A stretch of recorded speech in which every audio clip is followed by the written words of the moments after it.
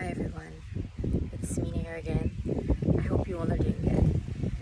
So, the purpose for me doing this video is that I want to talk about the illusion of the government One Guyana slogan.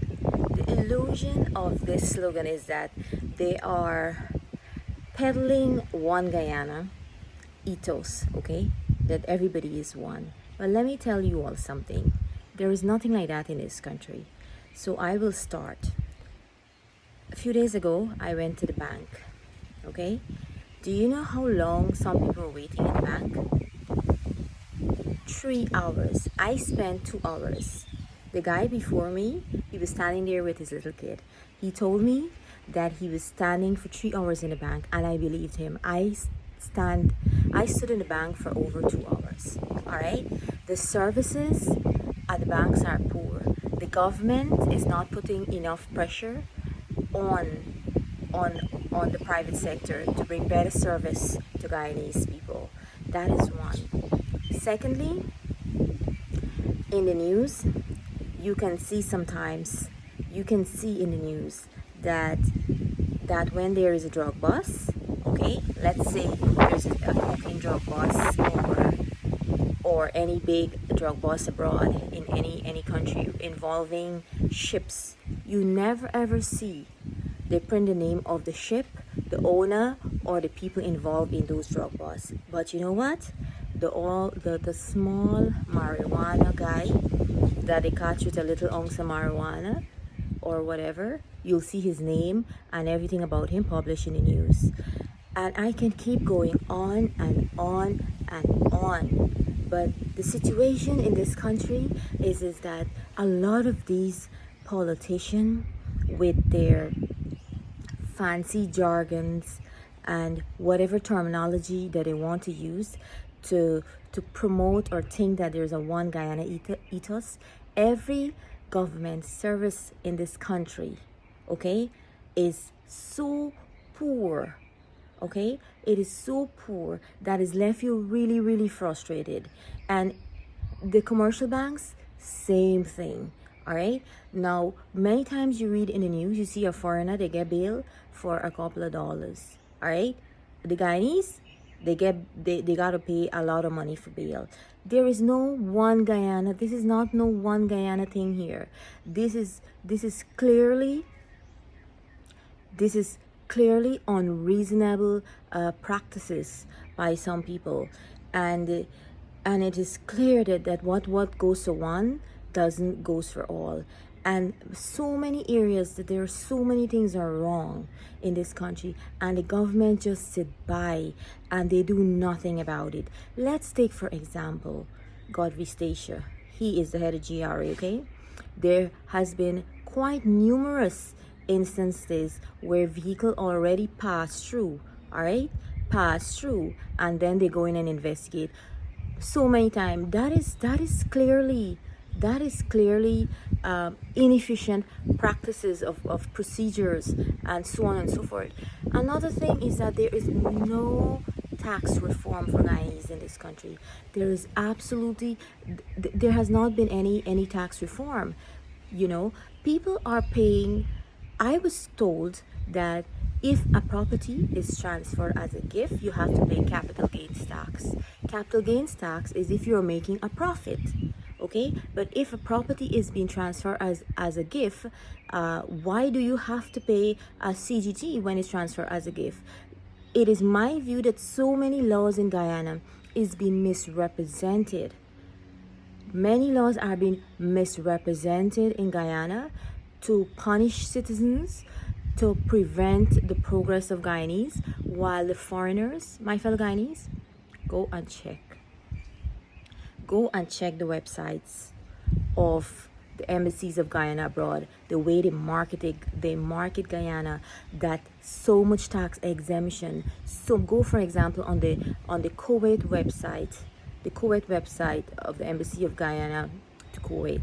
Go and check the website, and you will see all the tax privileges that are given to foreigners than they're giving to Guyanese. And these organizations and GRA, like GRA and so on and so forth, yes, we all have to pay tax, but tax reform is needed. They are gatekeeping Guyanese. I know of someone who applied for a compliance. 13 working days, my fellow Guyanese, 13 working days has passed. Just the basic compliance.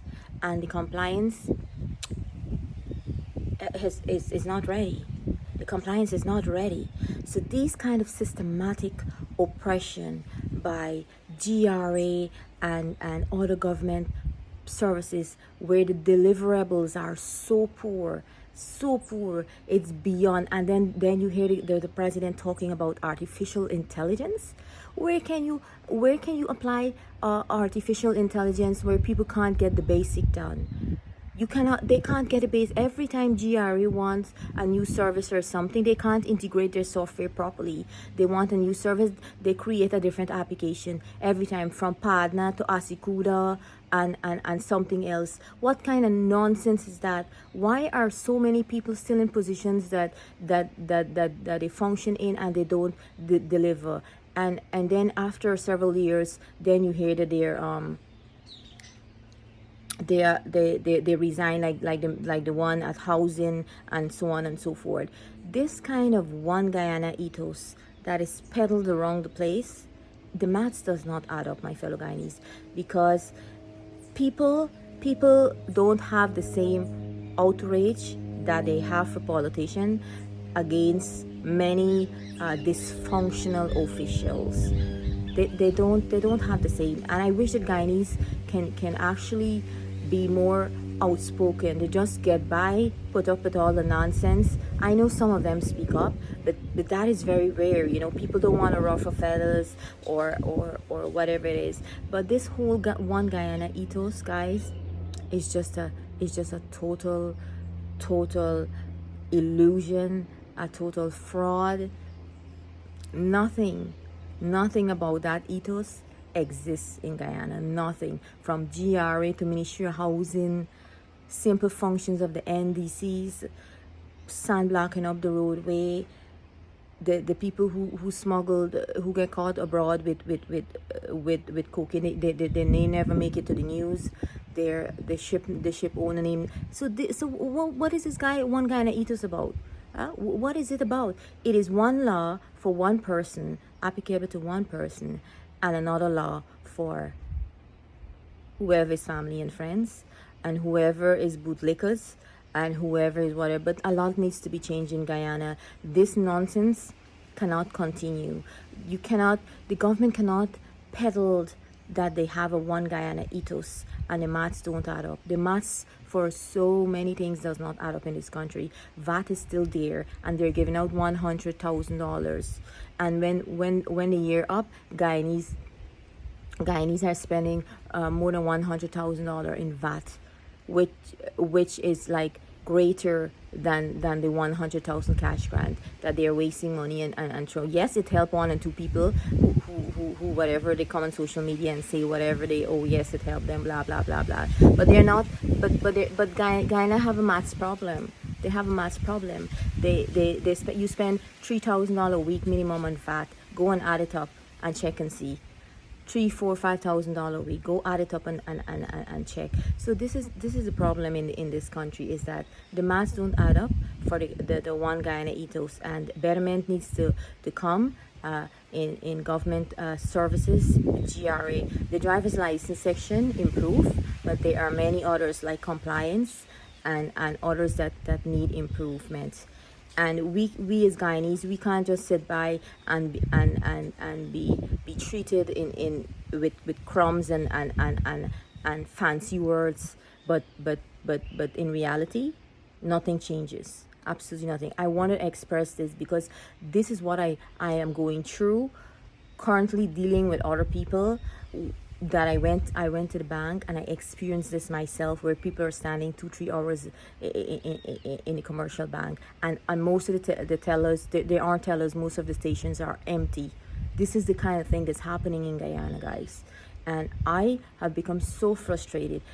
Another thing with the traffic situation too, it is totally out of control, totally, and And the government, the only thing the all government got, oh, one Guyana, yeah, one Guyana, people getting killed on the road too, and not much. They can't manage the traffic situation. The government is not managing, and they're not managing it well. Even the time that when someone is wrong and they hit your vehicle, the amount of trouble that you have to go through, they don't want to pay you when they hit your vehicle. Plus, when they go to court, guess what, guys? They only pay a fine, and that's it. Now, if you want them to fix your vehicle for the damages, you have to sue them or something. The court don't order them to pay your vehicle. This is a nonsense in Guyana. This slackness is bare slackness. This is a country for criminals. This is a country for not a law-abiding citizens. This is a country where the criminals have more rights, my fellow Guyanese. Because like I said, the small little man smoking a little marijuana, he get hold up and he name and he face and everything get published. But the big guys, you never see nothing but all them ship will get seized abroad. You never know who own them ships. That's the thing. I leave my thoughts with you guys, and that's how I'm gonna close. Thanks to all those who always give me nice compliments and encouragements and all of that. Thank you all. See you all later. If you like my channel, please share, subscribe. Bye.